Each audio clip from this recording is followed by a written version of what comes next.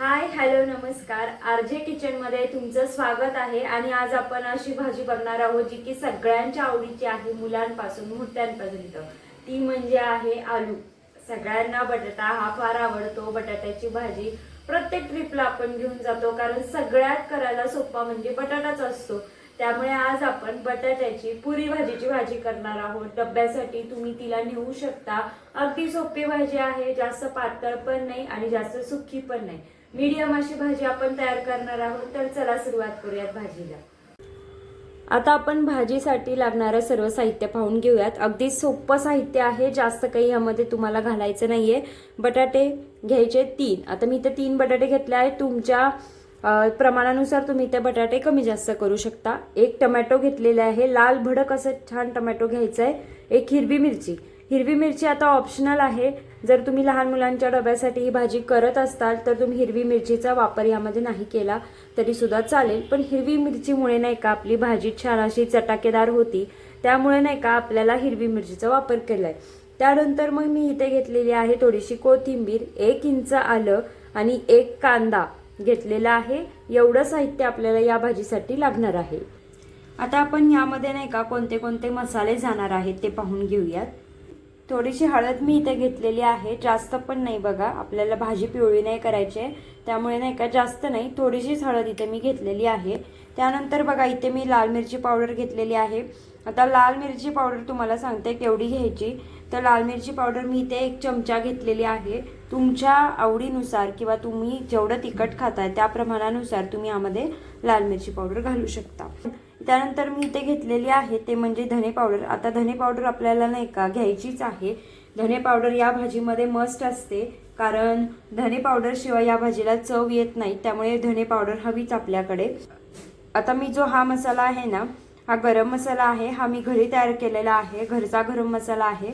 तर तुम्ही गरम मसाला कोणताही बाजारचा जरी असेल तरी सुद्धा यामध्ये घालू शकता. गरम मसाल्याने या भाजीला चव येते. त्यानंतर मग मी इथे घेतलेला आहे जिरं. जिरं जे आहे ना आपल्याला थोडंसं घ्यायचं आहे. मोहरीचा वापर तुम्ही करू शकता, पण जिऱ्यामुळे ही भाजी छान पुरी भाजीसारखी लागते, त्यामुळे मी इथे जिरं घेतलेलं आहे. एवढे सगळे जे इन्ग्रेडियंट आहेत ते आपल्याला या भाजीसाठी लागणार आहे. बटाट्याच्या आपल्याला इथे साली काढून घ्यायच्यात.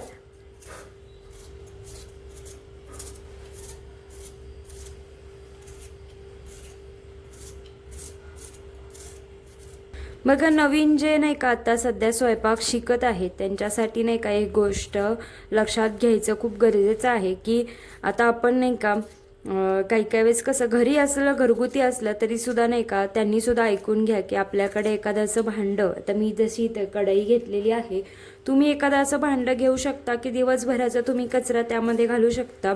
जो काही आपण भाज्यांचा टरफल भाज्यांची जे काही आपण सालं काढतो किंवा आपण काही खरकट जे असेल ना ते आपण ह्यामध्ये घातलं आणि त्यानंतर मग कचऱ्याच्या डब्यात आपण ते घातलं तर ते आपल्याला सोपं पडतं. पण आपण काय करतो की आपण तिथंच ते आपल्याला सोपं जावं म्हणून आपण काही काही वेळेस नाही का तिथंच काढतो, तिथंच ते ठेवून देतो आणि त्या नादात मग आपल्याला जास्त काम पडतं. तुम्ही जर डब्यासाठी ही भाजी करत असाल ना तर ना तुमची ही भाजी 5 मिनिटात होणार याची मी गॅरंटी तुम्हाला देते. कारण काय ना या भाजीला जास्त वेळ लागत नाही. कांदासुद्धा नाही का तुम्ही ऑप्शनलला टाकला ना तरी सुद्धा चालेल. विदाऊट कांदासुद्धा ही भाजी छान होते. लसूण या भाजीला लागत नाही, फक्त आपल्याला एक वाटण आता काढायचं आहे ते म्हणजे टोमॅटो, हिरवी मिरची, थोडीशी कोथिंबीर आणि त्यानंतर आलं. आलं ह्याच्यामध्ये मस्त आहे, आल्याचा सगळा फ्लेवर असतो पुरी भाजीला. तुम्ही नाही का छान मस्त थोडीशी तर्री येते या भाजीला, या भाजीला जास्त तर्री येत नाही, थोडीशीच तर्री येते. बटाटा जो आहे ना आपल्याला आता बारीक फोडींमध्ये कट करून घ्यायचा आहे.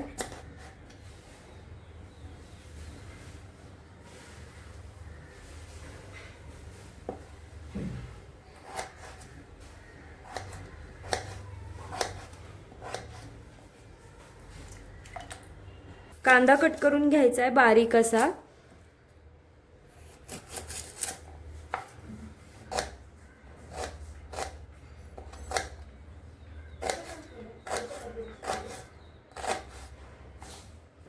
आपल्याला बेसिकली काय करायचं आहे माहिती आहे का, टोमॅटोची आपल्याला प्युरी करून घ्यायची.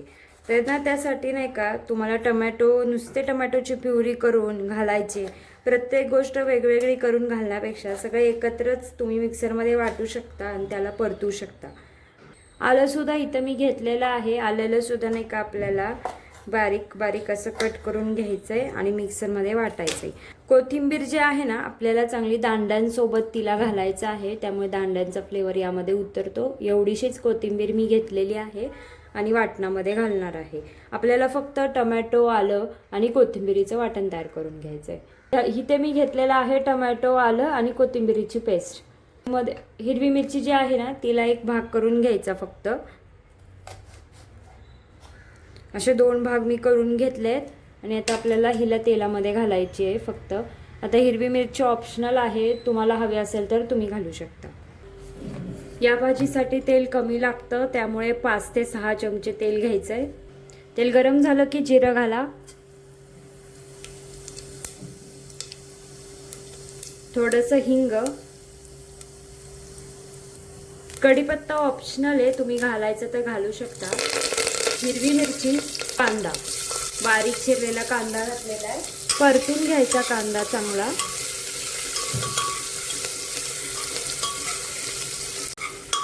कांदा छानपैकी परतून झाला की मग आपल्याला याच्यामध्ये घालायचं आहे थोडीशी हळद घातली आहे, लाल मिरची पावडर घातली, धने पावडर घातलेली आहे आणि गरम मसाला सुद्धा तेलातच घातलेला आहे. मसाले छानपैकी एकत्र करून घ्यायचे. मग यामध्ये घालायचं आहे तुम्हाला ते म्हणजे आपण तयार केलेली पेस्ट.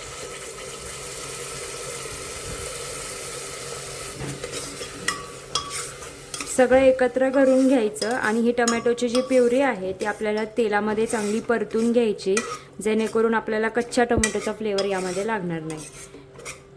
वाटणाला चांगलं तेल सुटलं की समजायचं वाटण आपलं परतलेलं आहे. 2 ते 3 मिनिटांमध्ये वाटण आपलं परतून होतं. त्यानंतर यामध्ये बटाटे ॲड करायचे.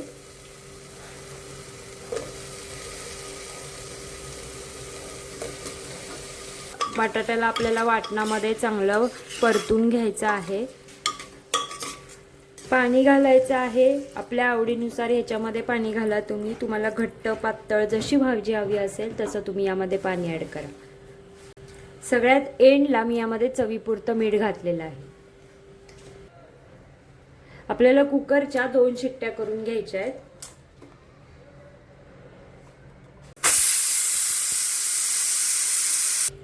कुकर झालेला आहे. आता आपण ओपन करून बघूयात भाजी झाली आहे की नाही ते.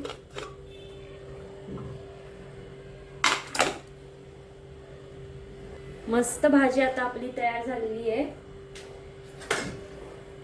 बटाटा सुद्धा नाही का छानपैकी शिजलेला आहे. बटाट्याला थोडंसं असं दाबून घ्यायचं. जर अशी भाजीला आपण दाबून घेतलं ना तर भाजी आपली अशी छान लपतपीत तयार होते.